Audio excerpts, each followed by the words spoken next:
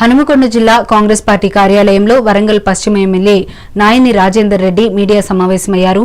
ఈ సమావేశంలో చైర్మన్ ఇనగాల వెంకటరెడ్డి పాల్గొన్నారు. కాగా ఎమ్మెల్యే నాయని బీఆర్ఎస్ పై తీవ్ర విమర్శలు చేశారు. దొంగలే దొంగ దొంగ అంటున్నారంటూ విమర్శించారు.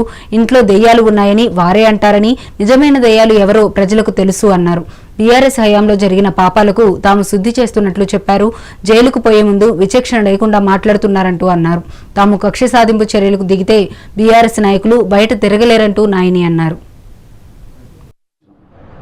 169 కోట్లు బొందివాగం పట్టుకొచ్చి ఆ వాటర్ భద్రకాలమ్మ చెరువు పోకుండా డైవర్ట్ చేయడానికే కడతాను కదా. అంత పెద్ద ఇది ఇరిగేషన్ మినిస్టర్ శ్రీనివాస్ రెడ్డి గారిని వీళ్ళందరినీ తీసుకొచ్చింది నేనే కదా. రేపటితో కంప్లీట్ అవుతుంది. ఇంక ఏం చేయలే, అసమర్థత, ఇవి తిన్నారు అవి తిన్నారు. ఎందుకు ఈ మూడు మాటలు?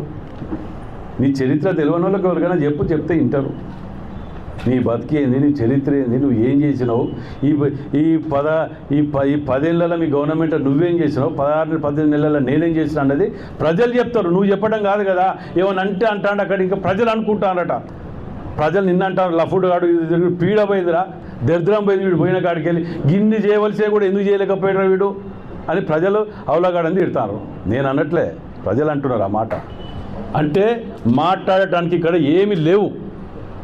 కాబట్టి ఒకటి ఒక గుడ్డ కాల్చి ఇది తిన్నాడు కథం రా. నేను ఒక్కటే ఛాలెంజ్ చేస్తాను ఇవాళ. ఇక నీ చెల్లని రూపాయలు నువ్వెక్కడ, నేను కార్పొరేటర్ కూడా తక్కువ, దాని గురించి నేను మాట్లాడగలను, నీతో మాట్లాడగానే మీ కేటీఆర్ని రమ్మన్న బడదొంగని అక్కడ మీ అందరి సాక్ష్యం భద్రకాల చెర్లో తిరుగుదాం. ఈ అఫీషియల్స్ని పిలుద్దాం. ఈ లోపల 2 రోజులలో నేను కూడా ఇన్ఫర్మేషన్ యాక్ట్ అన్నీ తెప్పిస్తా.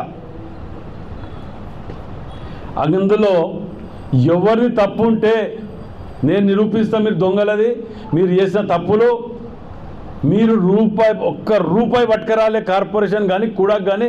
మేము తెచ్చినాం ఈ 16 నెలల్లో. మీరు 10 సంవత్సరాలలో కూడా రూపాయి తెచ్చినట్టు కూడాకు చూపి అంటే నేను రాజీనామా చేస్తా.